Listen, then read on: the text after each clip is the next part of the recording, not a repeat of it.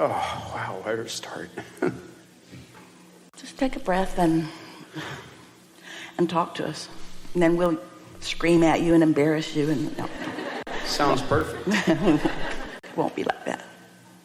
What do you do if you don't know what you're launching into your vortex? If you don't know if you're in step 2 or step 3, if you're in asking mode, or if you're in receiving mode, what if there's a burning feeling inside you? The thing that you want to ask is, this makes it simpler than you think. Because life caused you to sincerely ask, even if you couldn't put words to it. In very simple terms, if somebody's rude, you want them to be nicer. And of course, there's way bigger stuff.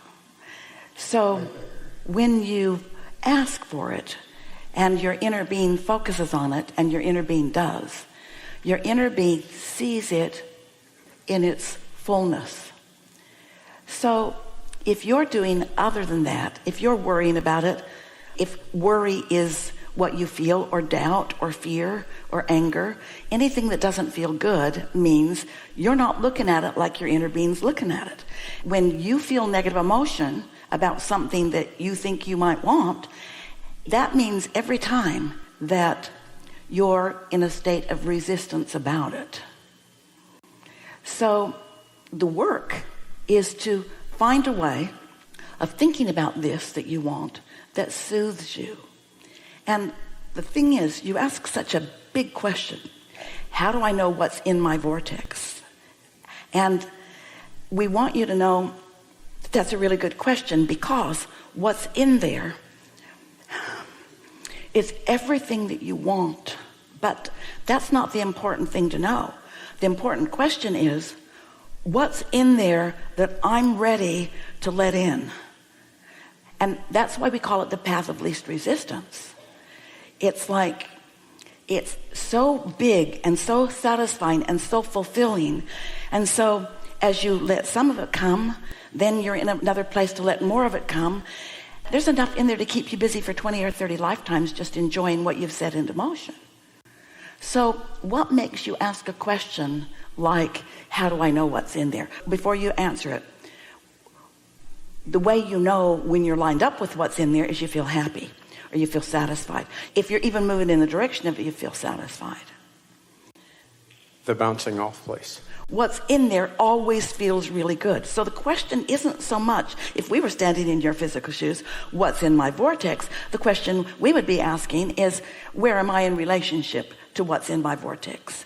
And the way you feel is your indicator of that every time, no matter what the subject is. The feeling of dread.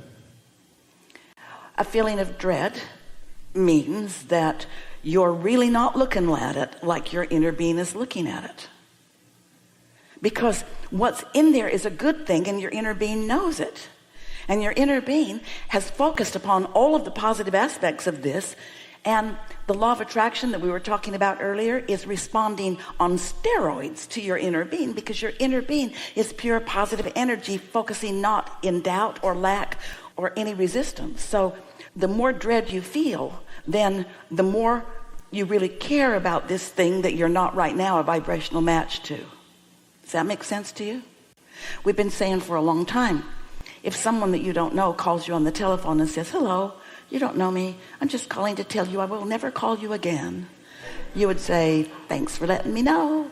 And then you just skip off to the rest of your happy day. But if someone you really care about tells you that, then dread or something strong. So the way you feel lets you know two things. First, how important is it? If you have strong emotion, it's important to you. If it's strong negative emotion, it's important and you're not a vibrational match to it. If it's strong emotion and you feel really good, then it's important and you are moving in the direction of it. You want to talk about it in detail or keep it private? I'd rather keep it private.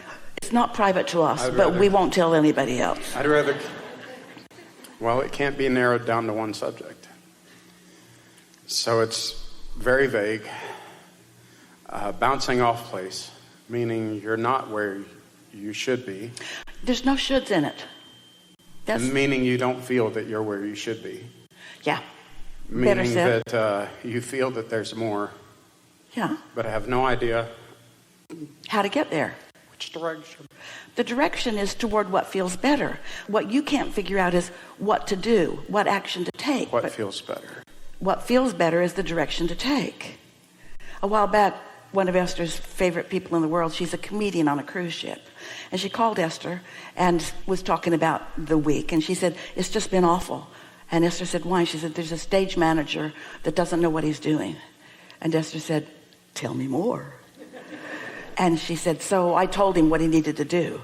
And Esther said, how'd that go? And she said, not good at all. And so then they were talking with us about it. And we said, you are not the stage manager. You are a participant in the bigger picture, but you're not the stage manager, and you are not the law of attraction. You are a creator who life has caused you to ask for a whole bunch of stuff that you are vibrating all over the place in relationship to it. And you want to tune yourself to the frequency of your desire. We call that calibrating. Do you play a guitar? Yes, ma'am. Do you ever tune it, or do you just pick it up and off you go? Yeah, both those things. So the tuning is what we're calling calibrating. You listen and strum until you get it the way you want. Well, that's what this calibrating is about too. You think and feel and think and feel and think and feel till you get it the way that feels good. Most people are not calibrating to the vortex version, to the wanted version. They're calibrating to what is by observing it and describing it and so forth.